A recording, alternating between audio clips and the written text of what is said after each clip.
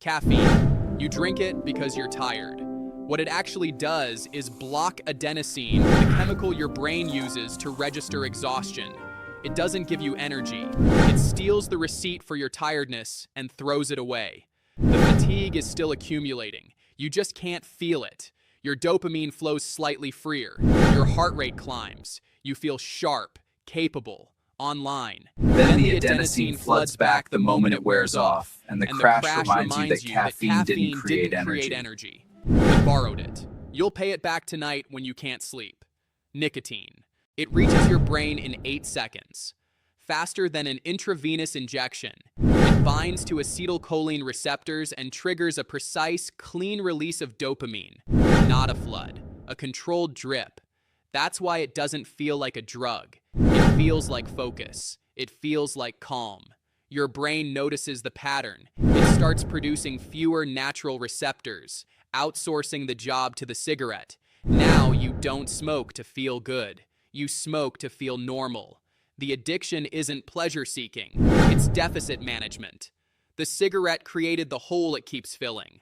Alcohol. The most socially accepted sedative on the planet. It suppresses glutamate, the excitatory neurotransmitter that keeps your prefrontal cortex online. That's the part of your brain responsible for consequences, inhibition, and the voice that says, maybe don't.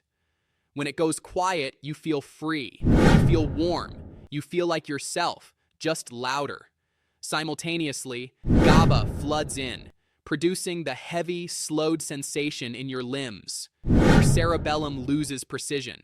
Your amygdala loses volume. You stop calculating risk. You start calculating confidence. At low doses, you are social lubrication. At high doses, you are a system shutting down. Cannabis. THC is shaped almost identically to anandamide, your brain's naturally occurring bliss molecule, named after the Sanskrit word for joy. It slots into your endocannabinoid receptors like a master key. Suddenly, your sensory volume dials turn up. Food tastes deeper. Music moves differently. Time loses its grip. Your hippocampus stops transferring short-term memories to long-term storage as efficiently, which is why the sentence you started 3 minutes ago feels like it happened in a different room. Your amygdala quiets. Anxiety can dissolve, or in some, amplify. Entirely dependent on chemistry, dose, and what you were already carrying before you inhaled. Cocaine. It doesn't create dopamine, it traps it. Normally, dopamine fires across a synapse and gets reabsorbed after delivering its signal. Cocaine blocks the reuptake pump. The dopamine stays. It floods. Your reward system screams that you are winning at everything simultaneously. Confidence isn't a feeling. It's a biological fact to you now. Your heart accelerates. Your blood vessels constrict. Euphoria peaks in minutes. Then the crash arrives not slowly, but structurally. Your dopamine reserves are depleted. Your natural baseline feels like failure. That's the design flaw. The drug didn't just give you a high, it showed your brain a ceiling it will now spend years trying to find again without chemistry. MDMA, serotonin, dopamine, and norepinephrine release simultaneously, not sequentially, all at once. Your amygdala, the fear and threat detection center, essentially goes offline. Social barriers dissolve. Eye contact feels profound. Strangers feel like family. Your body temperature rises. Your jaw tightens. You feel connected to everything around you, and somehow also completely yourself. The serotonin flood is the reason. It governs mood, empathy, and the sense that things are fundamentally okay. The reason you feel hollow and gray for days afterward is not weakness. It's arithmetic. You spent what you had. Serotonin synthesis takes time. The come down is the bill. Magic mushrooms. Psilocybin converts to psilocin in your body.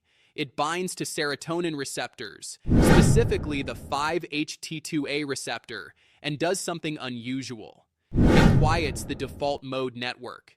That's the part of your brain that maintains the narrative of self. The voice that says, I am this person in this situation, with these problems. When it goes quiet, the borders between self and environment become permeable. Patterns appear in static. Emotions surface without context or warning. Time becomes a suggestion. At low doses, the world softens and brightens. At high doses, the self dissolves entirely. Clinical research is now showing this dissolution may be precisely why it shows measurable results in treating depression, PTSD, and end-of-life anxiety. Ketamine, an anesthetic that became a dissociative that became quietly one of the most researched antidepressants of the last decade. It blocks NMDA receptors, The result is a sensation of separation between your mind and your body, between you and physical space. At clinical doses, consciousness narrows into a tunnel of strange calm. At higher doses, users describe the K-hole, a complete detachment from physical reality. The brain appears to respond by rapidly forming new synaptic connections, which is why a single dose can interrupt severe depressive episodes within hours, not weeks. It is simultaneously the drug that removes you from your body and one of the few compounds that may help your brain rebuild itself. Opioids. Your body already makes them. Endorphins, enkephalins, dynorphins. They exist to manage pain and reward survival behaviors. Opioid drugs hijack those same receptors with a signal so powerful your natural system cannot compete. Pain doesn't just decrease, it becomes irrelevant. Your breathing slows, muscles soften. A warmth moves through your body that users describe as the feeling of being completely safe, possibly for the first time. The trap is biological and merciless. Receptors downregulate. You need more for the same effect. Withdrawal isn't discomfort, it's your nervous system, stripped of its artificial support, screaming to recalibrate. Opioids are the most effective pain management tool ever discovered and the most structurally addictive substance class ever encountered. Both things are fully true. LSD, a microgram, a fraction of a grain of salt.